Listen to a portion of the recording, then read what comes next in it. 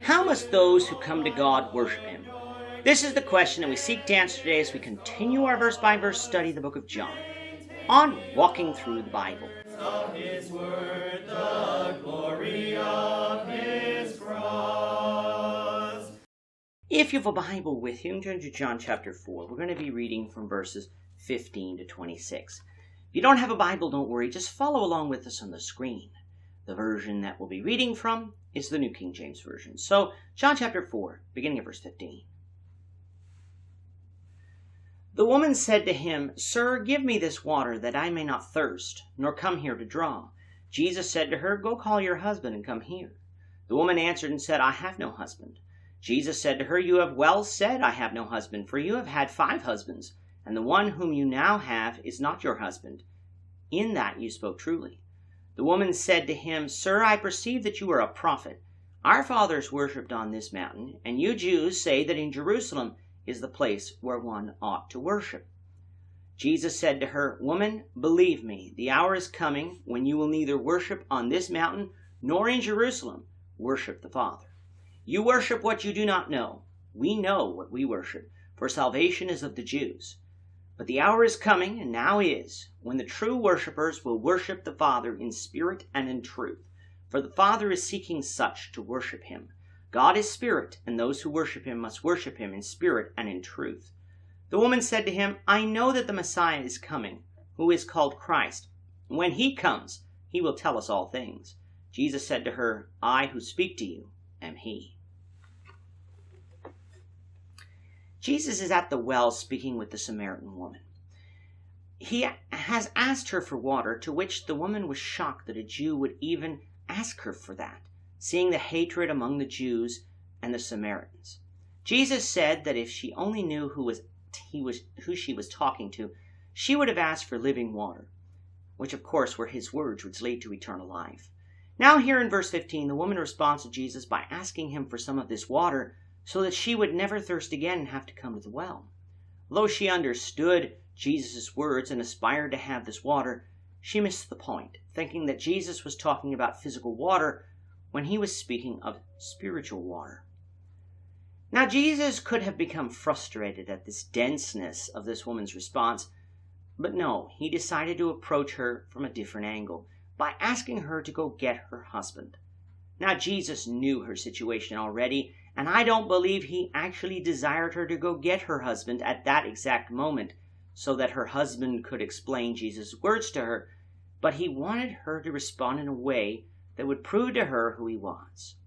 She responded that she had no husband, to which Jesus said she was correct, for in fact that she had had 5 husbands, and the man she was with now wasn't her husband, meaning that she was living with him in fornication. Now, we could go walk off and talk about divorce and remarriage, and would have to discuss Deuteronomy 24, for that was the law at this time, but doing so would miss why Jesus did what he did. He did not say this to point out the specific sin, though by saying it he did point it out. He said it to show that he knew things about her that he shouldn't know because she hadn't told him yet. Therefore, the only way he could know them was if he was a prophet from God, a fact that the woman immediately perceived. So with a prophet of God in front of her, the woman decided to take advantage of the situation and ask him to settle a question she had concerning the worship of God. She told Jesus that her fathers, meaning her ancestors, whom the Samaritans viewed as descending from Jacob himself, said that they are to worship in this mountain, which would be Mount Gerizim, while the Jews say that one is to worship in Jerusalem. Which one was right? To understand why the Samaritans thought Mount Gerizim was the right place to worship, one must understand that in 1 Kings, under the leadership of Jeroboam, Israel created their own places to worship, Dan in the north and Bethel in the south of Israel. They also set up high places all over the place to worship other gods. When the Assyrians brought in peoples who intermarried with those left behind from the northern nation of Israel's captivity, Mount Gerizim was chosen and seen as the true place to worship God. This, of course, was at odds with God's chosen place, which was Jerusalem under the Old Covenant.